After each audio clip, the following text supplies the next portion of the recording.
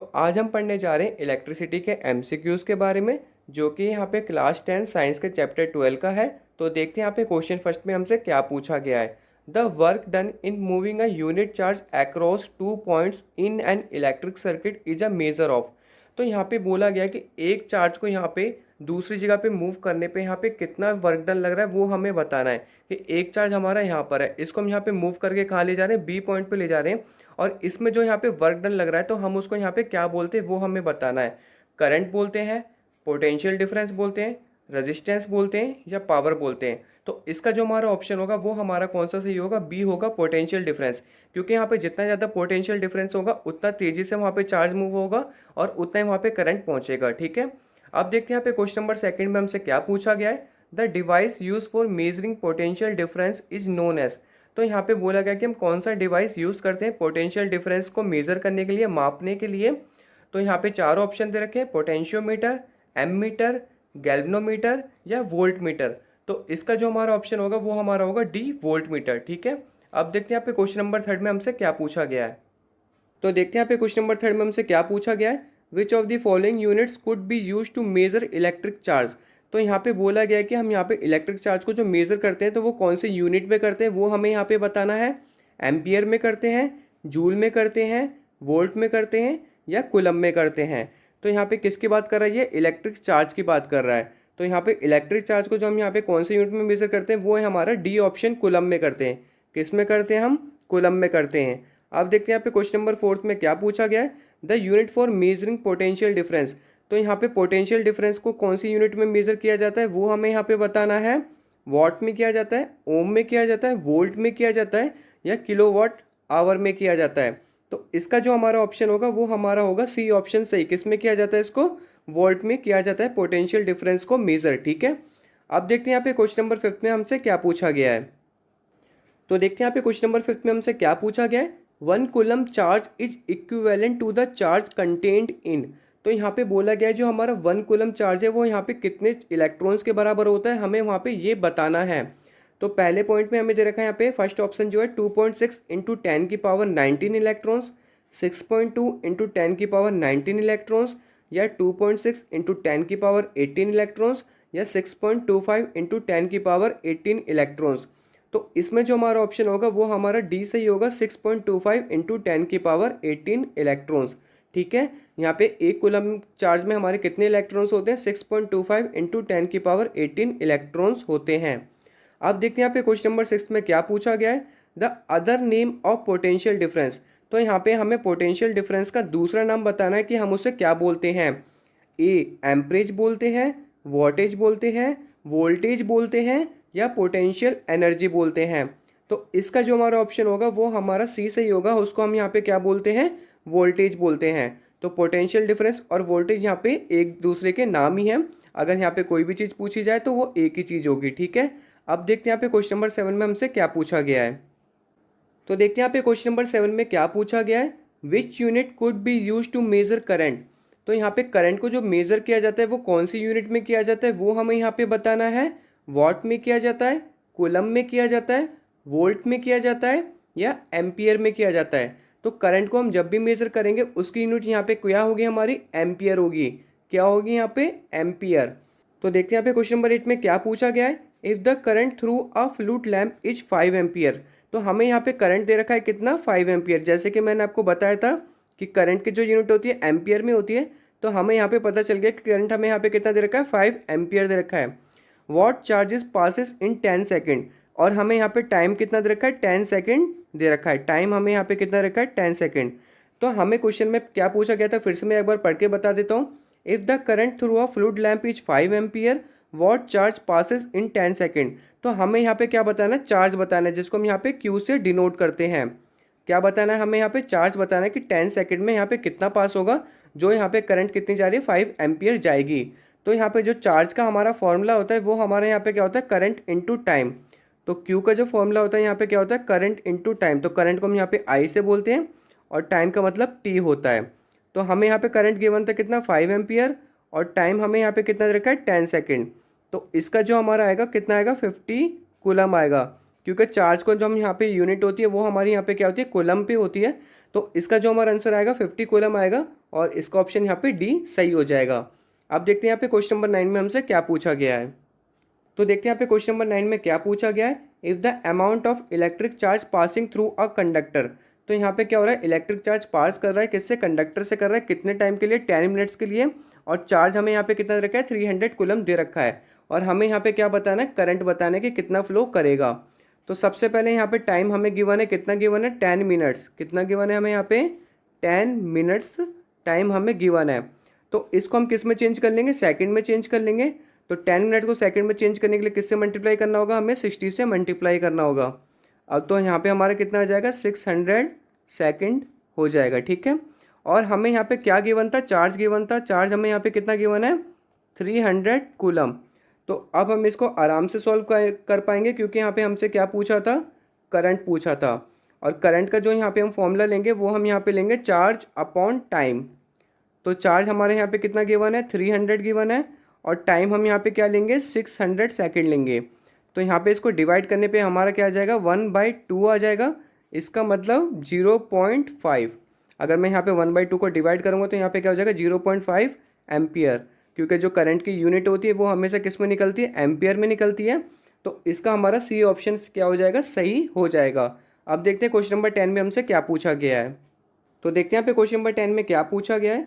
The potential difference across a 3 ohm resistor is 6 volt. तो यहाँ पे पोटेंशियल डिफरेंस हमें कितना दे रखा है, 6 वोल्ट दे रखा है, और रजिस्टर यहाँ पे कितना दे रखा है, 3 ओम दे रखा है। The current flowing through in the resistor will be. तो हमें यह बताना है कि इस रजिस्टर में कितना करंट फ्लो कर रहा है। तो सबसे पहले जो गिवन वैल्यू मैं यहाँ पे लिख लेता हूँ।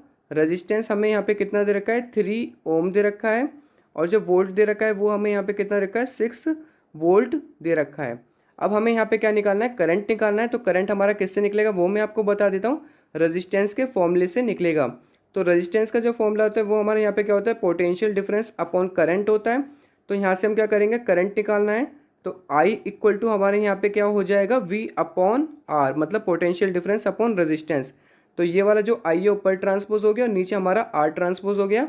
तो ये हमारा जो फॉर्मूला बन गया, ये वाला फॉर्मूला बन चुका है मॉडिफाइड करने के बाद।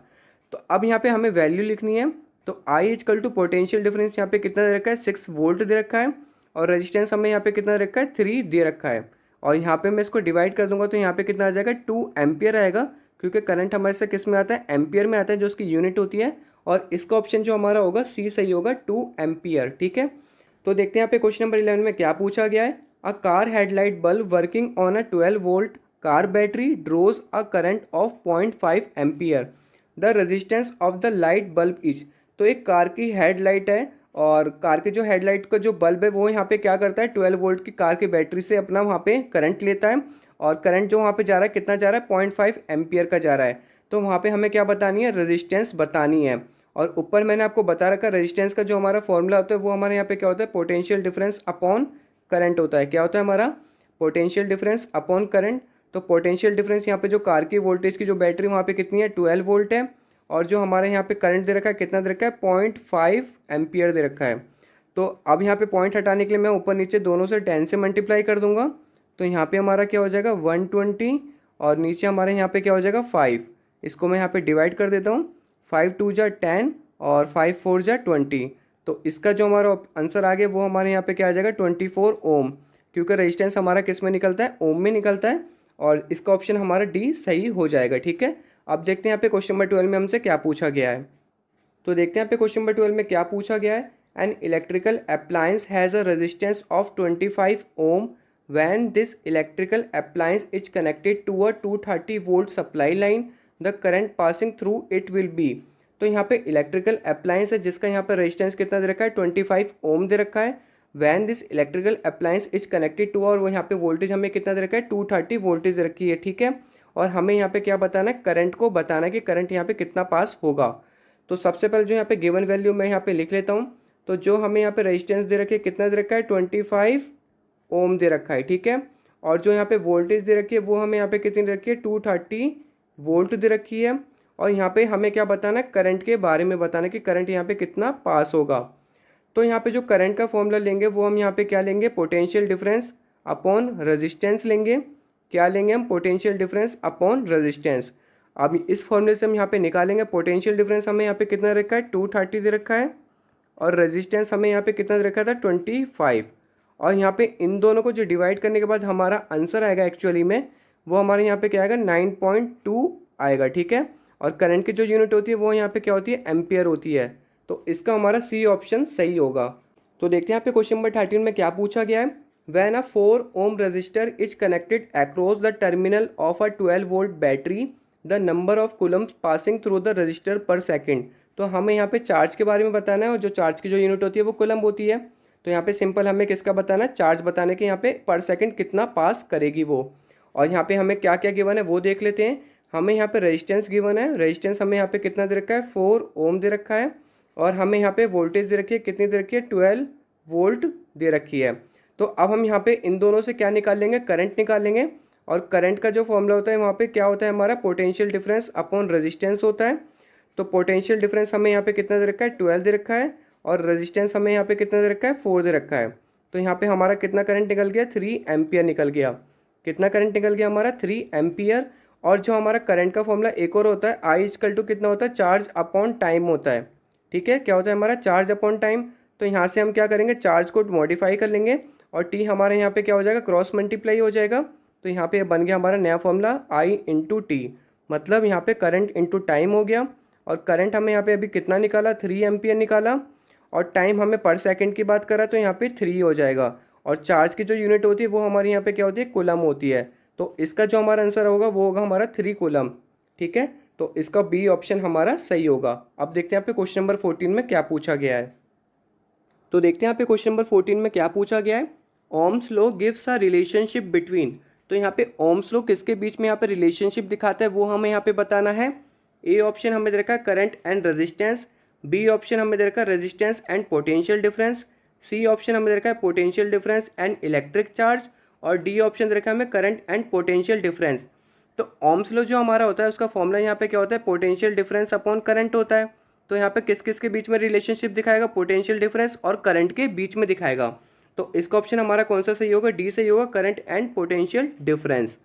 अब देखते हैं क्वेश्चन नंबर 15 में क्या पूछा गया है। The unit of electrical resistance is.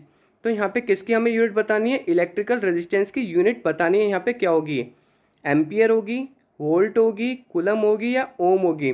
तो यहाँ पे किसकी बात कर रहा है, रेजिस्टेंस की बात कर रहा है। तो रेजिस्टेंस में ऑब्वियसली ऐसा यूनिट ऑफ रेजिस्टेंस हमारी यहाँ पे क्या होती है, ओम होती है। मैं यहाँ पे लिख देता हूँ ऐसा यूनिट ऑफ रेजिस्टेंस। जो हमारी रेजिस्टेंस की ऐसा यूनिट है वो भी हमारी यहाँ पे क्या है, ओम है, ठीक है। OHM लिखते हैं और सिंबल में लिखना हो तो उसको यहाँ पे ऐसे लिखते हैं। तो हमारा क्या होगा, डी ऑप्शन होगा ओम। अब देखते हैं यहाँ पे क्वेश्चन नंबर 16 में क्या पूछा गया है।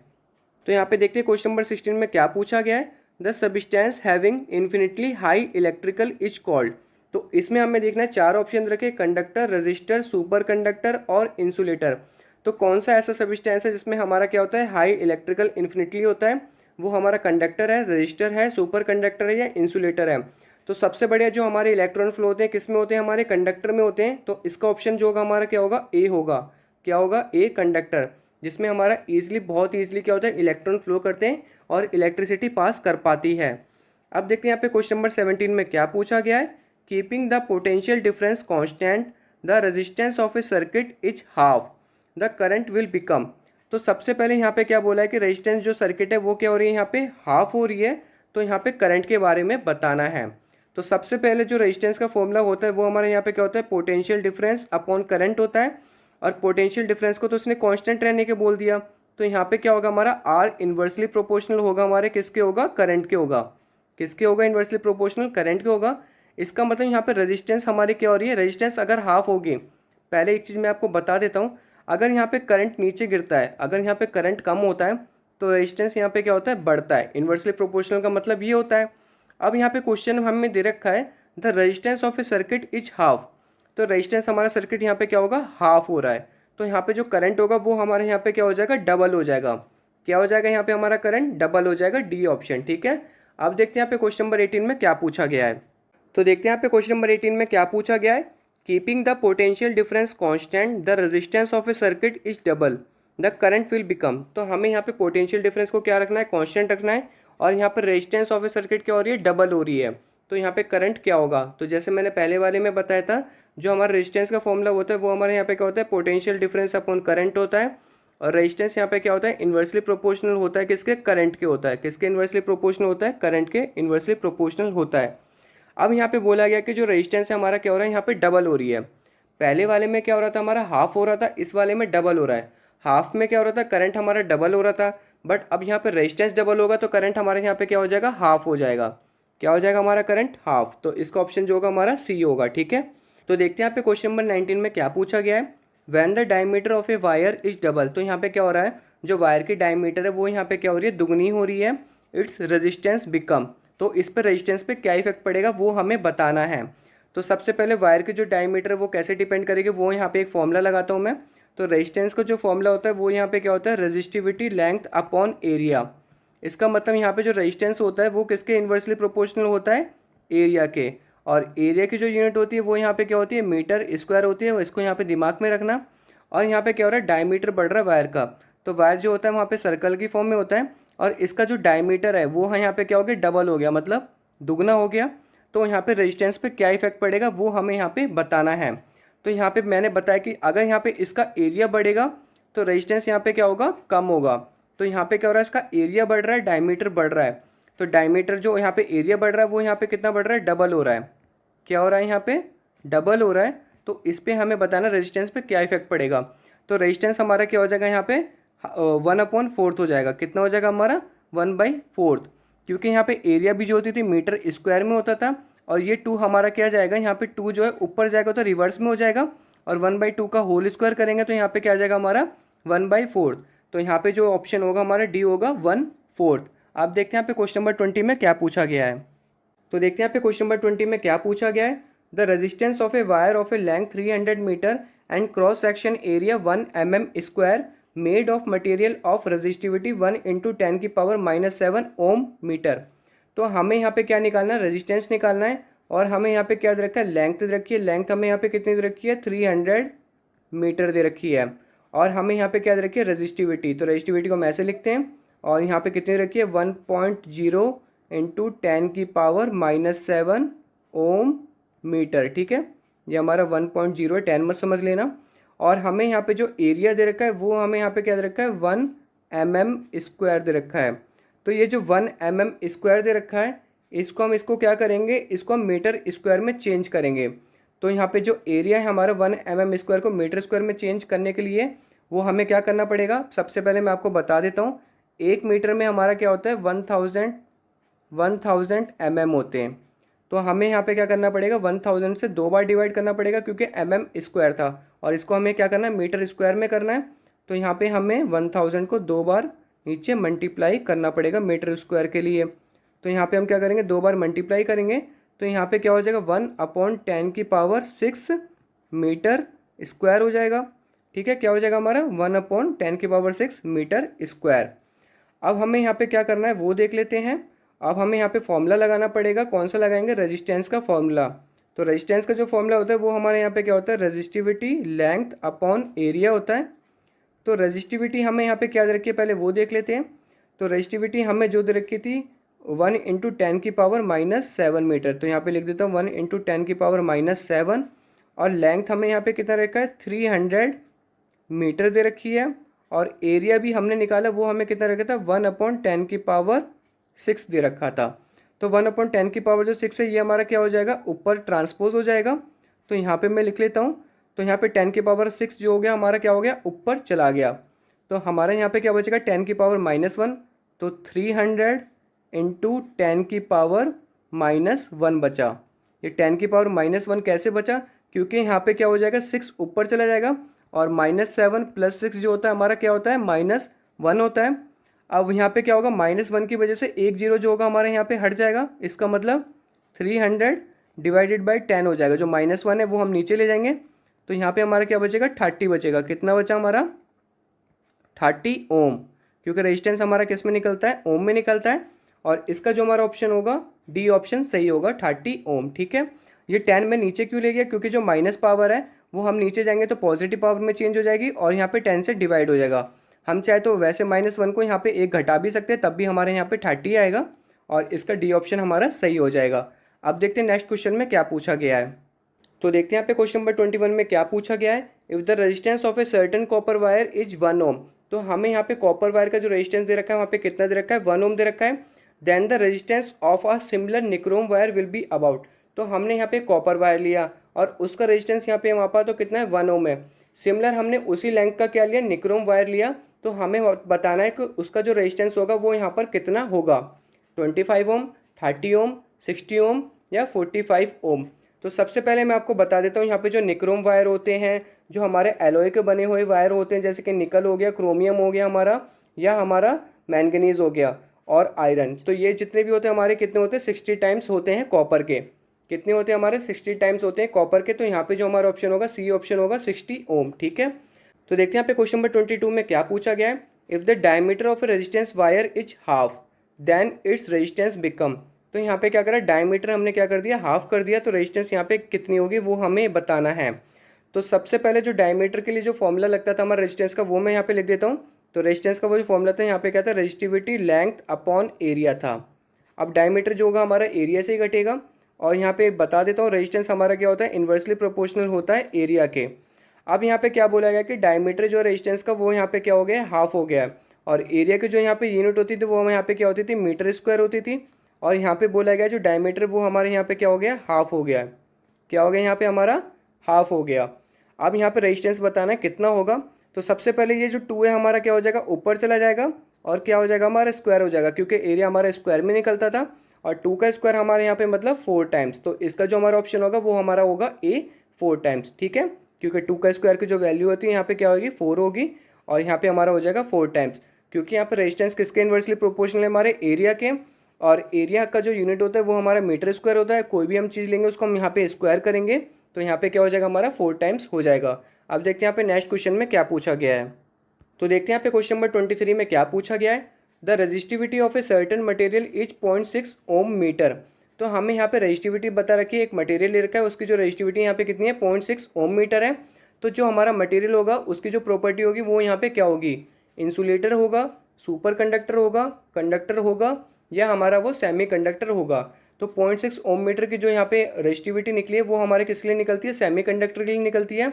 तो इसका जो हमारा ऑप्शन होगा डी होगा, ए, सेमी कंडक्टर। और सेमी कंडक्टर हमारे कैसे होते हैं, सिलिकॉन और जर्मेनियम। यहाँ पे एग्जाम्पल भी अगर पूछा गया होता तो यहाँ पे मैं भी लिख देता हूँ, सिलिकॉन होते हैं, और हमारा सेकंड वन होता है जर्मेनियम। ये हमारे क्या होते हैं, सेमी कंडक्टर होते हैं। सेमी कंडक्टर में होता क्या है, इलेक्ट्रिसिटी जो फ्लो होती है बहुत कम मात्रा में होती है, बट फ्लो हो जाती है। ठीक है, तो ये हमारे सेमीकंडक्टर की प्रॉपर्टी में आ जाते हैं। तो सिलिकॉन हो गया, एक हमारा क्या हो गया, जर्मेनियम हो गया। तो देखते हैं यहाँ पे क्वेश्चन नंबर 24 में क्या पूछा गया है। When the area of cross section of a conductor is double, तो यहाँ पे एरिया ऑफ क्रॉस सेक्शन जो है कंडक्टर का वो यहाँ पे क्या हो रहा है, डबल हो रहा है, और हमें बताना है कि रेजिस्टेंस पे क्या इफेक्ट पड़ेगा। तो सबसे पहले जो रेजिस्टेंस होता है वो हमारा इन्वर्सली प्रोपोर्शनल होता है किसके, एरिया के होता है। और ये हमारा फॉर्मूले से निकला था, रेजिस्टेंस का जो फॉर्मूला होता था वहाँ पे क्या होता था, रेजिस्टिविटी लेंथ अपॉन एरिया होता था। तो ये दोनों यहाँ पे कांस्टेंट रहते हैं, और ये इन्वर्सली प्रोपोर्शनल होता है एरिया के। अब यहाँ पे बोला गया कि जो एरिया है वो हमारे यहाँ पे क्या हो रहा है, डबल हो रहा है। एरिया जो है हमारे यहाँ पे क्या हो रहा है, डबल हो रहा है। ठीक है, तो यहाँ पे रेजिस्टेंस पे क्या इफेक्ट पड़ेगा। इससे पहले जो हम क्वेश्चन कर रहे थे वहाँ पे क्या हो रहा था, डायमीटर डबल हो रहा था या हाफ हो रहा था। यहाँ पे क्या हो रहा है, हमारा एरिया डबल हो रहा है। तो यहाँ पे डायरेक्ट एरिया डबल होगा तो रेजिस्टेंस यहाँ पे क्या हो जाएगा, सीधा सीधा हाफ हो जाएगा। क्या हो जाएगा हमारा, हाफ हो जाएगा। अगर यहाँ पे एरिया की जगह डायमीटर डबल करा होता तो जो हमारा रेजिस्टेंस होता वो हमारे यहाँ पे क्या हो जाता, 1/4 हो जाता, हाफ नहीं होता। बट यहाँ पे डायरेक्ट एरिया को बोला गया है, तो एरिया डबल होगा तो यहाँ पर रेजिस्टेंस पे क्या इफेक्ट पड़ेगा, वो हमारा हाफ हो जाएगा। ठीक है, बी ऑप्शन। अब देखते हैं नेक्स्ट क्वेश्चन में क्या पूछा गया है। तो देखते हैं यहाँ पे क्वेश्चन नंबर 25 में क्या पूछा गया है। The resistivity of copper metal depends on one of the following factor, this factor is. तो यहाँ पे बोला गया है जो कॉपर की रेजिस्टिविटी है वो सिर्फ एक ही फैक्टर पे डिपेंड करती है, और वो फैक्टर हमें इन 4 ऑप्शन में से बताना है। तो पहला ऑप्शन दे रखा है हमें लेंथ, बी थिकनेस, सी टेम्परेचर, या D area of cross section. तो जो हमारी रेजिस्टिविटी कॉपर की जो डिपेंड करती है वो कौन से फैक्टर पे करती है, वो हमारी करती है टेम्परेचर पे। इसका जो हमारा ऑप्शन सही होगा वो हमारा होगा सी, टेम्परेचर। ठीक है, तो देखते हैं यहाँ पे क्वेश्चन नंबर 26 में क्या पूछा गया है। If the area of cross section of a resistance wire is half then its resistance. तो यहाँ पे क्या है, जो एरिया यहाँ पे किसी वायर का वो यहाँ पे क्या हो रहा है, हाफ हो रहा है, तो उसके रेजिस्टेंस में यहाँ पे क्या इफेक्ट पड़ेगा वो हमें यहाँ पे बताना है। तो रेजिस्टेंस जो होता है हमारा क्या होता है, इन्वर्सली प्रोपोर्शनल ऑफ एरिया होता है। जब हमारा यहाँ पे क्या हो रहा है, एरिया यहाँ पे क्या हो जाएगा, हमारा हाफ हो जाएगा। एरिया यहाँ पे क्या हो रहा है, हमारा हाफ हो रहा है, तो रेजिस्टेंस हमारा यहाँ पे क्या हो जाएगा, डबल हो जाएगा। क्या हो जाएगा हमारे यहाँ पे डबल हो जाएगा, क्योंकि यहाँ पे ये एक दूसरे के क्या है इन्वर्सली प्रोपोर्शनल है। अगर यहाँ पे एक चीज़ घटेगी तो दूसरी चीज़ यहाँ पे क्या हो जाएगी बढ़ जाएगी, उसके हिस्से का भी वो ले लेगा। तो यहाँ पे हाफ की जगह ये क्या हो जाएगा डबल हो जाएगा। डबल का मतलब 2 टाइम्स, डबल का मतलब यहाँ पे क्या हो जाएगा 2 टाइम्स हो जाएगा, क्योंकि यहाँ पे डबल का कोई ऑप्शन दे नहीं रखा, तो वो हम लिखेंगे यहाँ पे बी 2 टाइम्स। अब देखते हैं नेक्स्ट क्वेश्चन में क्या पूछा गया है। तो देखते हैं यहाँ पे क्वेश्चन नंबर 27 में क्या पूछा गया है। The figure given below shows 3 register. तो यहाँ पे हमें 3 रजिस्टर दिख रहे हैं, 6 ओम और 2 ओम हमारे पैरेलल में लगे हैं, और 6 ओम जो हमारे लास्ट में लगा है वो हमारा किसमें सीरीज में है। और यहाँ पे बताया गया कि जो इसका कंबाइंड रेजिस्टेंस है या जो इसका नेट रेजिस्टेंस है वो हमारे यहाँ पे क्या होगा, और यहाँ पे हमें चारों ऑप्शन में से एक ऑप्शन हमारे यहाँ पे क्या होगा सही होगा। तो सबसे पहले जो हमारा लगा है वो यहाँ पे 6 ओम और 2 ओम हम यहाँ पे क्या लगा है पैरेलल सीरीज में लगा है। तो पैरेलल सीरीज का जो होता है वो हमारे यहाँ पे क्या होता है 1/r equal to 1/r1 plus 1/r2। ठीक है, तो यहाँ पे जो रेजिस्टेंस फर्स्ट है वो हम यहाँ पे क्या लेंगे 6 ओम लेंगे, तो यहाँ पे क्या हो जाएगा 1/6, और R2 जो होगा हमारे यहाँ पे क्या हो जाएगा 1/2 हो जाएगा। ठीक है, तो इसका जो हो गया यहाँ पे कितना हो जाएगा वो यहाँ पे बता देता हूँ। एलसीएम लेंगे, एलसीएम हमारे यहाँ पे क्या आ जाएगा 6 आ जाएगा, और यहाँ पे 1 और 2 3 जा 6, तो यहाँ पे आ जाएगा हमारा 4/6। इसको यहाँ पे थोड़ा सिंप्लीफाई कर लेंगे तो 2 2 जा 4, 2 3 जा 6, तो यहाँ पे हमारा आंसर क्या आ जाएगा रेजिस्टेंस का 3/2 हो जाएगा। अब यहाँ पे क्या हो जाएगा रेसिप्रोकल हो जाएगा 3/2 ओम। अब जो हमारा लास्ट में जो कनेक्शन लगा है वो हमारे यहाँ पे क्या लगा है सीरीज में लगा है। ये जो हमने यहाँ पे निकाला था ये किसके लिए निकाला था पैरेलल के लिए निकाला था। अब किसके लिए निकालेंगे यहाँ पे सीरीज के लिए निकालेंगे। तो सीरीज के लिए हमें R1 जो होगा ये वाला हो जाएगा, और R2 जो होगा हमारे यहाँ पे क्या हो जाएगा 6 ओम हो जाएगा। तो यहाँ पे R1 प्लस R2 कर देता हूँ मैं सीरीज के लिए। ठीक है, तो यहाँ पे R1 हमारा क्या हो जाएगा 3/2 प्लस, और यहाँ पे क्या हो जाएगा 6, और नीचे कुछ नहीं होता तो यहाँ पे 1 ले लेते हैं, और इन दोनों का एलसीएम करेंगे तो यहाँ पे क्या हो जाएगा 2, और यहाँ पे हो जाएगा 3 प्लस यहाँ पे क्या हो जाएगा 6, 2 जा 12, तो यहाँ पे हमारा आ जाएगा 15/2 ओम आ जाएगा। ठीक है, तो नेट रेजिस्टेंस हमारे यहाँ पे क्या हो जाएगा 15/2 ओम। तो इसका जो हमारा ऑप्शन डी सही हो जाएगा। ठीक है, होप आपको ये समझ में आ गया होगा। अब हम बढ़ते हैं अपने नेक्स्ट क्वेश्चन की तरफ। तो देखते हैं यहाँ पे क्वेश्चन नंबर 28 में क्या पूछा गया है। If 2 resistors of 25 ohm and 15 ohm are joined together in series and then placed in parallel with the 40 ohm resistor. सबसे पहले जो रजिस्टर है वो हमारे यहाँ पे क्या लगे हैं सीरीज में लगे हैं 25 एंड 15, उसके बाद यहाँ पे पैरेलल में लगेगा 40 ओम रजिस्टर, और हमें यहाँ पे नेट रेजिस्टेंस बताना है पूरे सर्किट में कितना है। तो सबसे पहले हम यहाँ पे सीरीज वाले का निकाल लेते हैं। तो सीरीज़ के लिए हमें यहाँ पे क्या करना होगा दोनों को ऐड करना होगा। तो नेट रेजिस्टेंस जो होता है सीरीज़ के लिए वो यहाँ पे क्या होता है R1 प्लस R2। ठीक है, तो R1 जो यहाँ पर होगा वो हमारे यहाँ पे क्या हो जाएगा 25 हो जाएगा, और R2 जो है यहाँ पे क्या है हमारा 15 है, और दोनों की यूनिट यहाँ पे ओम में है। ठीक है, तो अब यहाँ पे 25 प्लस 50 कितना 15 कितना हो जाएगा यहाँ पे 40 ओम हो जाएगा। तो ये हमारा सीरीज़ के लिए निकल गया। अब हमें क्या करना है इसका पैरेलल के लिए निकालना है। किसके लिए निकालना है हमें पैरेलल के लिए निकालना है। तो इसका जो सीरीज का नेट रेजिस्टर निकला था 40 ओम निकला था, उसको हम यहाँ पे किससे ऐड कर देंगे 40 ओम रेजिस्टर पैरेलल के लिए, क्योंकि यहाँ पे 40 दे रखा था। और पैरेलल का जो नेट रेजिस्टेंस होता है वो यहाँ पे क्या होता है रेसिप्रोकल में होता है 1/r 1/r1 प्लस 1/r2। ठीक है, तो यहाँ पे जो R1 लेंगे वो हम सीरीज का लेंगे, जो कि यहाँ पे कितना दे रखा था 40 दे रखा था, और हमें क्वेश्चन में जो रखा था R2 ये हमारा R2 है। ठीक है, ये हमें क्वेश्चन में दे रखा था 40, तो ये भी हमारा हो जाएगा 1/40। इसको यहाँ पे एलसीएम लेंगे तो दोनों का कॉमन आएगा 40, और नीचे क्या हो जाएगा ऊपर क्या हो जाएगा हमारा 1 + 1 2 हो जाएगा। तो 2/40 का मतलब यहाँ पे क्या हो गया हमारा 1/20। तो यहाँ पे 1/r जो निकला है वो हमारा 1/20 निकला है, और जो हमारा r निकलेगा इसको हम यहाँ पे रेसिप्रोकल कर देंगे तो कितना निकलेगा हमारा 20 ओम निकलेगा। तो नेट रेजिस्टेंस पूरे सर्किट में हमारा कितना आएगा 20 ओम आएगा, जो कि यहाँ पे सी ऑप्शन हमारा इसका सही होगा। अब देखते हैं यहाँ पे नेक्स्ट क्वेश्चन में क्या पूछा गया है। तो देखते हैं यहाँ पे क्वेश्चन नंबर 29 में क्या पूछा गया है। The diagram below shows part of a circuit. तो ये हमें एक सर्किट का डायग्राम दे रखा है।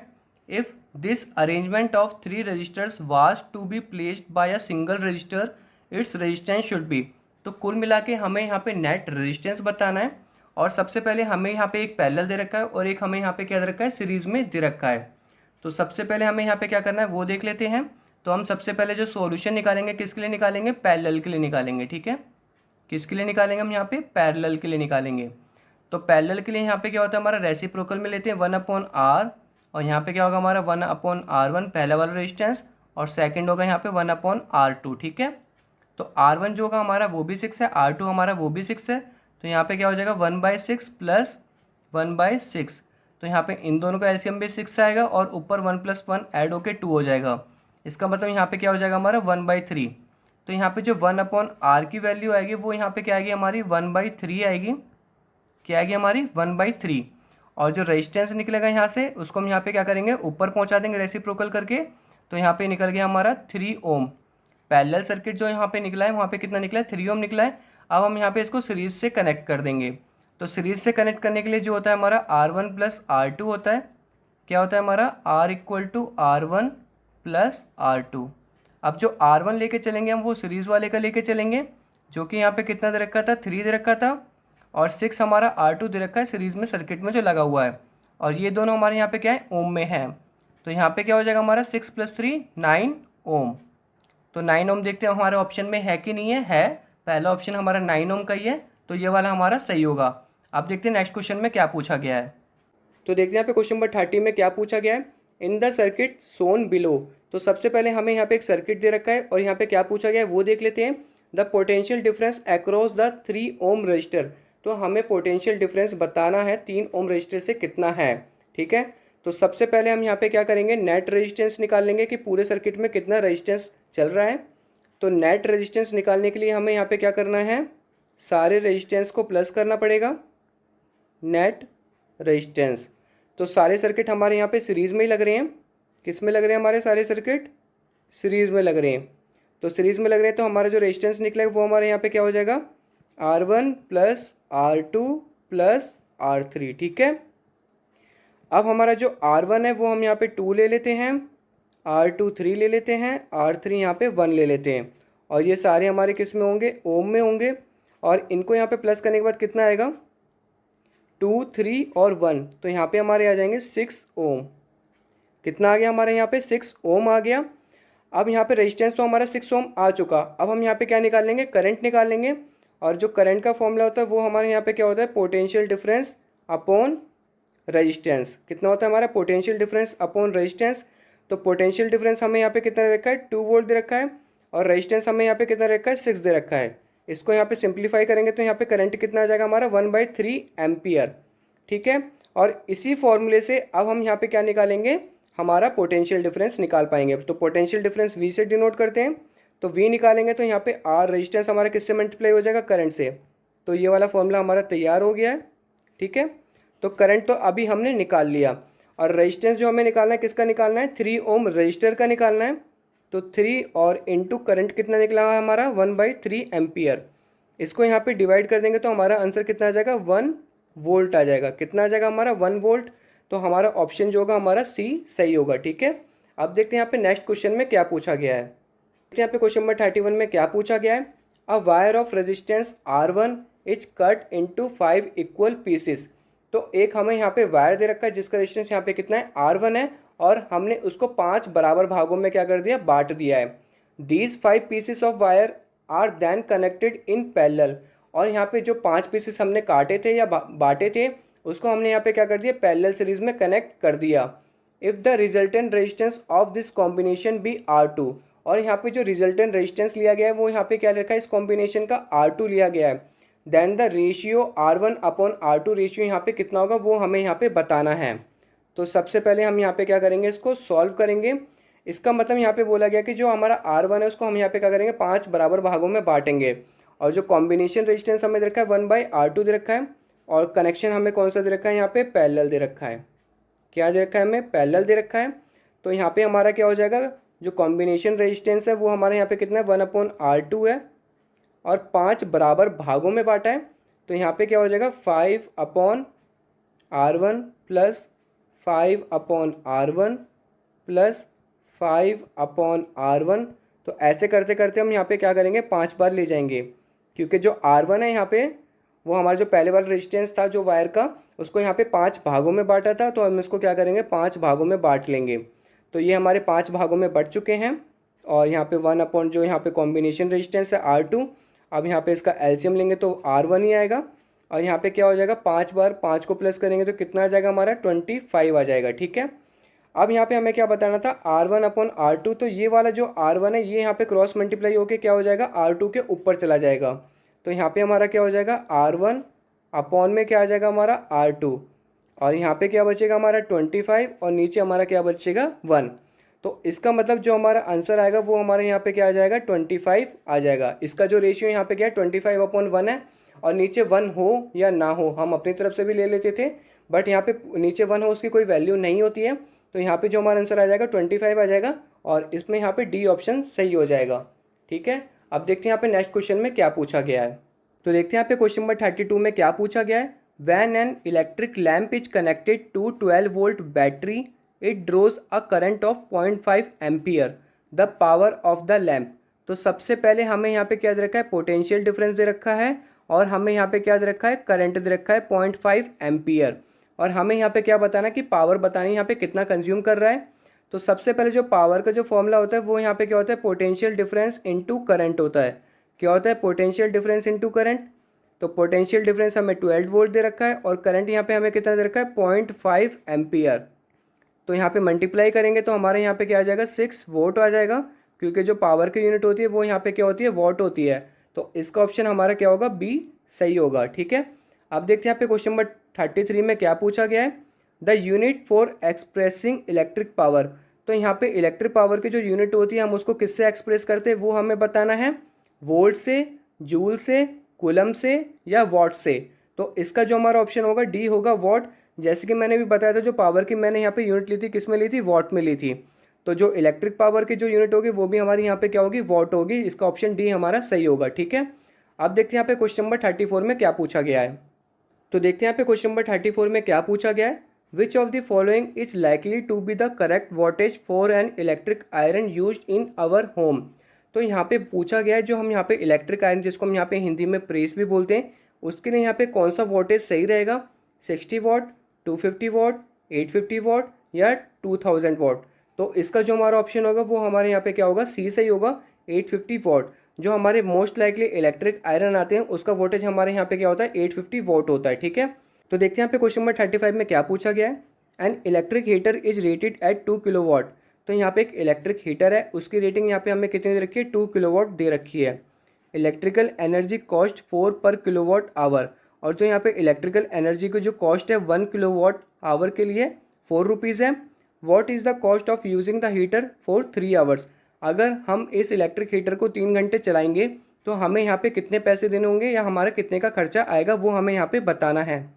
तो सबसे पहले यहाँ पे जो एनर्जी कंज्यूम होगी वो मैं यहाँ पे लिख लेता हूँ, कितनी एनर्जी यहाँ पे कंज्यूम हो जाएगी। तो जो एनर्जी कंज्यूम का जो यहाँ पे फॉर्मूला लगेगा वो हमारा लगेगा पावर इनटू टाइम। क्या लगेगा हमारा, पावर इनटू टाइम। तो पावर जो यहाँ पे रेटिंग दे रखी थी इलेक्ट्रिक हीटर की कितनी दे रखी थी, 2 दे रखी थी, और टाइम यहाँ पे कितना ले रहा है, 3 घंटे ले रहा है। तो आंसर हमारे यहाँ पे क्या आ जाएगा 6, और किस में आएगा, किलोवाट आवर में आएगा। ठीक है, तो यहाँ पे जो टोटल एनर्जी कंज्यूम करेगा ये 3 घंटे के अंदर कितना करेगा, 6 किलोवाट आवर करेगा। और जो यहाँ पे कॉस्ट लग रही थी 1 किलोवाट आवर के लिए वो यहाँ पे कितनी लग रही थी, यहाँ पे मैं लिख देता हूँ, total cost per kilowatt hour कितने रुपीज़ लग रही थी, यहाँ पे 4 रुपीज़ लग रही थी। तो यहाँ पे सिंपल जो यहाँ पे इलेक्ट्रिक हीटर जो कंज्यूम करेगा वो यहाँ पे कितना करेगा, यहाँ पे 6 को 4 से मल्टीप्लाई कर देंगे तो यहाँ पे जो खर्चा आएगा हमारा कितने का आएगा, 24 रुपये का आएगा। ठीक है, और यहाँ पे इतनी एनर्जी कंज्यूम कर रहा था, और 1 किलोवाट आवर के लिए हमें 4 रुपये देने पड़ रहे थे। सिंपल इनको यहाँ पे हमने क्या करा, मल्टीप्लाई करा, और हमारा आंसर कितना आ गया, 24 रुपये। तो यहाँ पे बी ऑप्शन हमारा सही हो जाएगा। अब देखते हैं यहाँ पे क्वेश्चन नंबर 36 में क्या पूछा गया है। तो देखते हैं यहाँ पे क्वेश्चन नंबर 36 में क्या पूछा गया है। The SI unit of energy is. तो हमें यहाँ पे क्या बताना है, एनर्जी की एसआई यूनिट बतानी है। यहाँ पे 4 ऑप्शन में से कौन सी है। पहला ऑप्शन हमें जूल दे रखा है, बी ऑप्शन कूलम दे रखा है, सी ऑप्शन वॉट दे रखा है, और डी ऑप्शन हमें यहाँ पे ओम मीटर दे रखा है। तो कूलम जो यूनिट है वो किसकी है, यहाँ पे चार्ज की है जिसको हम यहाँ पे क्यू से डिनोट करते हैं। वॉट हमारी पावर की है, और ओम मीटर हमारी रेजिस्टिविटी की है। तो जूल होगा यहाँ पे हमारा ऑप्शन। तो एनर्जी की जो ऐसा यूनिट होती है वो यहाँ पे क्या होती है, जूल होती है। ठीक है, अब देखते हैं यहाँ पे क्वेश्चन नंबर 37 में क्या पूछा गया है। The commercial unit of energy. तो एनर्जी की जो कॉमर्शियल यूनिट है जो इंडस्ट्रियल लाइन में यूज़ की जाती है वो यहाँ पे कौन सी है। पहला ऑप्शन देखा हमें वॉट है, बी ऑप्शन वॉट आवर है, C option kilowatt hour है, या डी ऑप्शन हमारा किलो जूल है। तो इसका जो ऑप्शन होगा वो हमारा सी ऑप्शन होगा, किलो वॉट आवर। जो कॉमर्शियल लाइन में जो एनर्जी की यूनिट यूज़ की जाती है वो किस में यूज़ की जाती है, किलोवाट आवर में यूज़ की जाती है। ठीक है, तो इसका ऑप्शन यहाँ पे सी सही होगा। अब देखते हैं यहाँ पे नेक्स्ट क्वेश्चन में क्या पूछा गया है। तो देखते हैं यहाँ पे क्वेश्चन नंबर 38 में क्या पूछा गया है। How much energy does a 100 what electric bulb transfer in 1 minute. तो यहाँ पे बोला गया कि यहाँ पे कितनी एनर्जी कंज्यूम करेगा 100 what electric bulb in 1 minute. तो यहाँ पे मैं लिख देता हूँ एनर्जी कंज्यूम। तो एनर्जी कितनी कंज्यूम करेगा इसके लिए हम यहाँ पे बताएंगे। तो एनर्जी कंज्यूम का जो यहाँ पे फॉर्मूला होता है वो यहाँ पे क्या होता है, हमारा पावर इनटू टाइम होता है, जो हमने पहले वाले उसमें भी लगाया था हमने एमसीक्यू में। तो जो हमारा एनर्जी कंज्यूम का फॉर्मूला होता है वो हमारे यहाँ पे क्या होता है, पावर इनटू टाइम होता है। तो पावर यहाँ पे कितनी कंज्यूम हो रही है, यहाँ पे 100 वॉट हो रही है, और टाइम जो हमारा 1 मिनट में दे रखा है, और 1 मिनट में हमारे कितने सेकंड होते हैं, 60 सेकंड होते हैं। तो हम इसको 60 सेकंड में कन्वर्ट कर लेंगे, और यहाँ पे जो हमारा आंसर आएगा वो यहाँ पे कितना आ जाएगा, हमारा 6000 आ जाएगा। क्या आ जाएगा हमारा 6000, किस में आएगा, हमारा जूल में आएगा, क्योंकि जो एनर्जी होती है उसकी जो यूनिट होती है वो क्या होती है, हमारी जूल होती है। तो यहाँ पे हमारा डी ऑप्शन सही होगा। ठीक है, तो देखते हैं यहाँ पे क्वेश्चन नंबर 39 में क्या पूछा गया है। An electric kettle for use on a 200 volt supply is rated eight 3000 what. तो यहाँ पे एक इलेक्ट्रिक केटल है, उसमें कितनी पावर सप्लाई जा रही है, 200 वोल्ट की सप्लाई जा रही है, और उसकी जो रेटिंग है यहाँ पे कितनी दे रखी है, 3000 वॉट की दे रखी है। For safe working the cable connected to it should be able to carry at least. तो यहाँ पे बोला गया कि सेफ यूज़ के लिए जो यहाँ पे उसकी केबल जा रही है उसमें यहाँ पे कितना करंट जाना चाहिए वो हमें यहाँ पे बताना है। तो यहाँ पे हम क्या निकालेंगे, करंट निकालेंगे। तो जो पावर का फॉर्मूला होता है वो मैं बता देता हूँ, यहाँ पे क्या होता है, पोटेंशियल डिफरेंस इनटू करंट होता है। तो यहाँ से हम क्या करेंगे, करंट निकालेंगे। तो करंट के लिए यहाँ पे लिखेंगे, और यहाँ पे क्या हो जाएगा, पावर के नीचे हमारा पोटेंशियल डिफरेंस चला जाएगा। ठीक है, तो पावर हमें यहाँ पे कितनी दे रखी है, 3000 हमें यहाँ पे वोल्ट दे रखी है, और यहाँ पे वोल्टेज कितनी दे रखी है, 200। इसको हम यहाँ पे क्या करेंगे, सिंपली डिवाइड कर लेंगे। तो डिवाइड के बाद देख लेते कितना आंसर आएगा। तो ये जीरो से ये जीरो, ये जीरो से ये जीरो, और यहाँ पे हमारा बचा 15। तो 15 यहाँ पे क्या आएगा, हमारा एम्पियर आएगा। कितना आएगा हमारा, 15 एम्पियर। तो इसका हमारा डी ऑप्शन सही होगा। ठीक है, अब देखते हैं यहाँ पे क्वेश्चन नंबर 40 में क्या पूछा गया है। तो देखते हैं यहाँ पे क्वेश्चन नंबर 40 में क्या पूछा गया है। How many joules of electrical energy are transfer per second by a 6 volt 0.5 ampere lamp. ठीक है, तो यहाँ पे बोला गया कि कितने जूल्स यहाँ पे क्या होगी, इलेक्ट्रिकल एनर्जी ट्रांसफर होगी पर सेकंड में। यहाँ पे हमें क्या दे रखा है, वोल्टेज दे रखा है 6 वोल्ट, और करंट दे रखा है 0.5 एम्पियर, और किस में ट्रांसफर हो रही है, लैम्प में ट्रांसफर हो रही है। तो यहाँ पे जो हमारा फॉर्मूला लगेगा किसका लगेगा, पावर का लगेगा, और पावर का जो यहाँ पे फॉर्मूला होता है वो यहाँ पे क्या होता है, पोटेंशियल डिफरेंस इनटू करंट होता है। ठीक है, तो पोटेंशियल डिफरेंस यहाँ पे हमें कितना दे रखा है, 6 वोल्ट दे रखा है, और यहाँ पे करंट कितना दे रखा है हमें, 0.5 एम्पियर। इसको यहाँ पे मल्टीप्लाई करने पे जो हमारा आंसर आएगा वो यहाँ पे हमारा कितना आएगा, यहाँ पे हमारा आ जाएगा 3 आ जाएगा। कितना आ जाएगा हमारा, 3 जूल पर सेकंड। कितना आंसर आएगा हमारे यहाँ पे, 3 जूल पर सेकंड। इसका ऑप्शन जो होगा हमारा डी सही होगा। ठीक है, तो देखते हैं यहाँ पे क्वेश्चन नंबर 41 में क्या पूछा गया है। An electric fuse works on the, जो इलेक्ट्रिक फ्यूज होता है वो यहाँ पे कौन सी प्रॉपर्टी पे वर्क करता है वो हमें यहाँ पे बताना है। Chemical effect of current, magnetic effect of current, lightning effect of current, या हीटिंग इफेक्ट ऑफ करंट। तो इसका जो हमारा ऑप्शन होगा वो हमारा डी ऑप्शन सही होगा, हीटिंग इफेक्ट ऑफ करंट। जो हमारा इलेक्ट्रिक फ्यूज में वायर लगता है वो यहाँ पे कौन सा वायर लगता है, कॉपर वायर लगता है, जो कि काफ़ी पतला होता है, और जैसे भी यहाँ पे लोड पड़ता है तो वो बीच में से क्या होता है, ब्रेक हो जाता है। ब्रेक कब होता है, जब वहाँ पे हीट बढ़ती है। तो किस पे काम करेगा वो, हीटिंग इफेक्ट ऑफ करंट पे काम करेगा। अब देखते हैं यहाँ पे क्वेश्चन नंबर 42 में क्या पूछा गया है। तो देखते हैं यहाँ पे क्वेश्चन नंबर 42 में क्या पूछा गया है। The elements of electrical heating device are usually made of. तो यहाँ पे बोला गया जो इलेक्ट्रिकल हीटिंग डिवाइस होते हैं वो ज़्यादातर कौन से एलिमेंट्स के बने होते हैं वो हमें यहाँ पे बताना है। टंगिस्टन के बने होते हैं, ब्रोंज के बने होते हैं, निक्रोम के बने होते हैं, या अर्गन के बने होते हैं।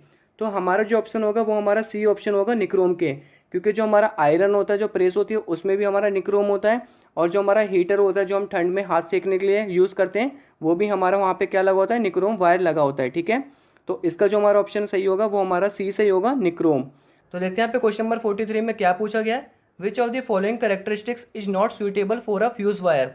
तो यहाँ पे फ्यूज वायर के लिए कौन सी प्रॉपर्टी यहाँ पे सुइटेबल नहीं है वो हमें यहाँ पे बताना है। पहला ऑप्शन रखा है thin and short, B option रखा है thick and short, C option रखा है लो मेल्टिंग पॉइंट, और डी ऑप्शन रखा है higher resistance and resisting of wiring.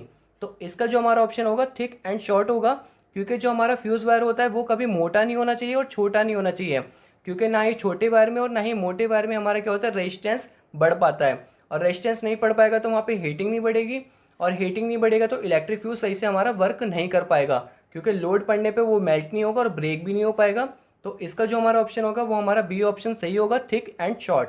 अब देखते हैं यहाँ पे क्वेश्चन नंबर 44 में क्या पूछा गया है। तो देखते हैं यहाँ पे क्वेश्चन नंबर 44 में क्या पूछा गया है। Electrical resistivity of a given metallic wire depends upon, तो यहाँ पे जो इलेक्ट्रिकल की जो रेजिस्टिविटी है मेटेलिक वायर की वो यहाँ पे किस पे डिपेंड करती है वो हमें यहाँ पे बताना है। लेंथ पे डिपेंड करती है, थिकनेस पे करती है, शेप पे करती है, या हमारा नेचर ऑफ द मटेरियल पे करती है। तो यहाँ पे जो हमारा ऑप्शन होगा वो हमारा डी ऑप्शन होगा, नेचर ऑफ द मटेरियल, कि वो मटेरियल वहाँ पे किसका बना हुआ है उस पर वो डिपेंड करेगी। ठीक है, अब देखते हैं यहाँ पे क्वेश्चन नंबर 45 में क्या पूछा गया है। The resistivity does not change if, यहाँ पे क्या होगा, रेजिस्टिविटी चेंज नहीं होगी। इन चार ऑप्शन में से बताना है कि कब नहीं होगी। द मटेरियल इज चेंज, अगर वहाँ पे मटेरियल चेंज होगा तो रेजिस्टिविटी भी चेंज हो जाएगी। The temperature is change, temperature change होने से भी वहाँ पे क्या होगा, रेजिस्टिविटी पे इफेक्ट पड़ेगा। सी ऑप्शन बोला गया है the shape of the register is change, तो वहाँ पे शेप चेंज करने से कोई इफेक्ट नहीं पड़ेगा। तो वहाँ पे जो ऑप्शन होगा वो हमारे यहाँ पे होगा सी ऑप्शन सही। अगर यहाँ पे डी ऑप्शन बोला गया both material and temperature are change, तो हमारा वहाँ पे इफेक्ट पड़ेगा। तो इसका ऑप्शन जो होगा हमारा सी सही होगा। अब देखते हैं वहाँ पे नेक्स्ट क्वेश्चन में क्या पूछा गया है। तो देखते हैं यहाँ पे क्वेश्चन नंबर 46 में क्या पूछा गया है। Which of the following represents voltage, तो यहाँ पे इन चारों ऑप्शन में से कौन सा यहाँ पे वोल्टेज को रिप्रेजेंट करेगा वो हमें यहाँ पे बताना है। तो सबसे पहले यहाँ पे हम कुछ फॉर्मूला लगाएंगे, जब देखते हैं यहाँ पे वोल्टेज को कौन यहाँ पे रिप्रेजेंट करेगा। तो सबसे पहले जो वर्क डन का फॉर्मूला होता है जिसको हम यहाँ पे W से डिनोट करते हैं, वो यहाँ पे क्या होता है हमारा चार्ज इंटू वोल्टेज होता है। क्या होता है हमारा चार्ज इंटू वोल्टेज। Q हमारा यहाँ पे क्या है, चार्ज है, मैं यहाँ पे लिख देता हूँ। Q यहाँ पे चार्ज को बोलते हैं और V हमारे यहाँ पे क्या है, वोल्टेज है। V हमारे यहाँ पे क्या है, वोल्टेज है। अब यहाँ पे होगा क्या, जो Q का फॉर्मूला होता है, जो चार्ज का फॉर्मूला होता है, वो यहाँ पे क्या होता है हमारा करंट इंटू टाइम होता है। क्या होता है हमारा करंट इंटू टाइम। तो ये जो यहाँ पे करंट इंटू टाइम है इसको हम यहाँ पे इक्वेशन फर्स्ट में पुट कर देंगे। तो यहाँ पे वर्क डन हमारा क्या हो जाएगा, I इंटू टी, मतलब current into time into volt हो जाएगा। ठीक है, अब यहाँ से ये जो वोल्ट है हम यहाँ पे इसको अलग से सेपरेट कर लेंगे, और ये जो I इंटू टू है यहाँ पे किसके नीचे चला जाएगा, W के नीचे चला जाएगा यहाँ पे ट्रांसपोज होने के लिए। ठीक है, तो यहाँ पे हमारा वोल्टेज क्या हो जाएगा, वोल्टेज हमारा हो जाएगा वर्क डन, और यहाँ पे हो जाएगा हमारा I इंटू टी। तो देखते हैं यहाँ पे कुछ हो रहा है कि नहीं हो रहा है, यहाँ पे कौन सा मैच करेगा। तो यहाँ पे हमारा पहला ऑप्शन सही होगा, क्योंकि W हमारे यहाँ पे क्या है, वर्क डन है, और यहाँ पे क्या है करंट इंटू टाइम। I हमारे यहाँ पे क्या था, करंट था, और यहाँ पे T हमारे यहाँ पे क्या हो रहा है, टाइम हो रहा है। ठीक है, तो इसका जो हमारा होगा पहला ऑप्शन सही होगा। अब देखते हैं यहाँ पे नेक्स्ट क्वेश्चन में क्या पूछा गया है। तो देखते हैं यहाँ पे क्वेश्चन नंबर 47 में क्या पूछा गया है। Two resistors of resistance 2 ohm and 4 ohm when connected to a battery will have, तो हमें यहाँ पे दो रेजिस्टेंस दे रखे हैं, 2 ओम एंड 4 ओम हमें यहाँ पे क्या दे रखे हैं, दो रेजिस्टेंस दे रखे हैं। हम अगर इनको बैटरी में कनेक्ट करेंगे तो यहाँ पे कौन सा इफेक्ट हमारा सही होगा, हमें चारों ऑप्शन में से देख के बताना है। तो पहले ऑप्शन में बोला गया है same current flowing through them when connected in parallel, तो पैरेलल लगाने में वहाँ पे सेम करंट तो फ्लो करेगा ही नहीं, तो ये वाला ऑप्शन तो हमारा गलत है। बी ऑप्शन देखते हैं क्या बोला गया है, same current flowing through them when connected in series, तो सीरीज पे लगाने पे यहाँ पे क्या होगा, सेम करंट फ्लो करेगा, तो ये वाला ऑप्शन तो हमारा सही है। अब सी और डी ऑप्शन भी देख लेते हैं। Same potential difference across them when connected in series, तो सेम पोटेंशियल डिफरेंस तो होगा नहीं, वहाँ पे जो करंट फ्लो कर रहा है तो वहाँ पे पोटेंशियल डिफरेंस भी डिफरेंस होगा। तो डी ऑप्शन देख लेते हैं, यहाँ पे क्या बोला गया है, different potential difference across them when connected in parallel, तो पैरेलल में जो पोटेंशियल डिफरेंस होता है वो हमारा सेम होता है। तो यहाँ पे ये तीनों ऑप्शन गलत होंगे और बी ऑप्शन हमारे यहाँ पे क्या होगा, सही होगा। ठीक है, तो देखते हैं यहाँ पे क्वेश्चन नंबर 48 में क्या पूछा गया है। Unit of electric power may also be expressed as, जो इलेक्ट्रिक पावर की यहाँ पे यूनिट होती है हम इसको दूसरे तरीके से भी एक्सप्रेस कर सकते हैं, वो हमें यहाँ पे बताना है। तो हमें यहाँ पे चार ऑप्शन दे रखे हैं, volt ampere, kilowatt hour, watt second या जूल सेकेंड। तो इसका जो हमारा ऑप्शन सही होगा वो हमारा ए ऑप्शन सही होगा, वोल्ट एम्पियर, क्योंकि यहाँ पे जो 1 वॉट होता है वो हमारे यहाँ पे किसके बराबर होता है, 1 वॉट हमारे यहाँ पे 1 वोल्ट के बराबर होता है, और किसके बराबर होता है, 1 एम्पियर के बराबर होता है। ठीक है, तो यहाँ पे हमारा 1 वोल्ट इंटू 1 एम्पियर होता है, तो यहाँ पे इसको वोल्ट एम्पियर भी बोलते हैं। तो हमारा जो ऑप्शन सही होगा वो हमारा ए सही होगा। ठीक है, अब देखते हैं यहाँ पे नेक्स्ट क्वेश्चन में क्या पूछा गया है। तो देखते हैं यहाँ पे क्वेश्चन नंबर 49 में क्या पूछा गया है। No current flows between two charge bodies when connected if they have the same, तो यहाँ पे बोला गया कि यहाँ पे कोई करंट फ्लो नहीं करेगा दो चार्ज बॉडीज में, जो हम यहाँ पे कौन से कनेक्शन पे कनेक्ट करेंगे। तो यहाँ पे हमें चार ऑप्शन दे रखे हैं। ए ऑप्शन हमें दे रखा है कैपेसिटी, बी हमें दे रखा है quantity of charge, C option हमें दे रखा है चार्ज टू पोटेंशियल रेशियो, और हमें यहाँ पे दे रखा है डी ऑप्शन पोटेंशियल। अगर यहाँ पे पोटेंशियल हमारा यहाँ पे क्या हो जाएगा, सेम हो जाएगा, मतलब सेम का मतलब यहाँ पे क्या हो रहा है, जीरो हो रहा है। अगर यहाँ पे हमारा पोटेंशियल जीरो हो जाएगा तो हमारा वहाँ पे कोई करंट फ्लो नहीं करेगा। क्या होगा, अगर वहाँ पे हमारा पोटेंशियल जीरो हो जाएगा तो वहाँ पे कोई करंट फ्लो नहीं करेगा। तो हमारा जो ऑप्शन होगा इसका डी ऑप्शन सही होगा। अब देखते हैं क्वेश्चन नंबर 50 में क्या पूछा गया है। What are the essential requirements of a heater filament. तो यहाँ पे कौन सी रिक्वायरमेंट चाहिए होती है यहाँ पे फिलामेंट ऑफ हीटर के लिए। तो यहाँ पे हमें चार ऑप्शन रखे, high resistivity, low melting point, low resistivity, low melting point, high resistivity, high melting point, या D option low resistivity, high melting point. तो यहाँ पे जो हीटर का जो फिलामेंट होता है उसमें सबसे पहले तो हाई रेजिस्टिविटी होती है, और मेल्टिंग पॉइंट भी हमारा वहाँ पे क्या होता है, हाई होता है। तो इसका जो हमारा ऑप्शन होगा वो हमारा सी ऑप्शन सही होगा। होप आपको यहाँ पे सारे एमसीक्यू समझ में आए होंगे। Thanks for watching.